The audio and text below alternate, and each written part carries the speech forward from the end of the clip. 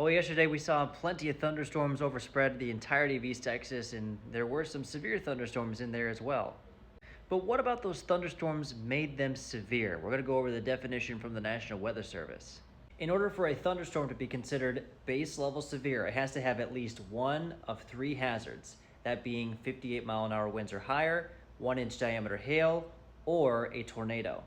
And at the point of there being a tornado, the National Weather Service would completely bypass a severe thunderstorm warning and go straight to tornado warning. Now, you might think that heavy enough rainfall could also make a storm severe, but as a matter of fact, that is not one of the criteria for a severe thunderstorm. Instead, that would be more so the criteria for a flash flood warning.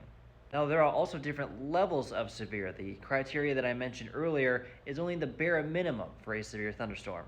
Level 2 is called a considerable severe thunderstorm with winds at least 70 miles an hour and 1.75-inch hail or higher, aka roughly the size of golf balls.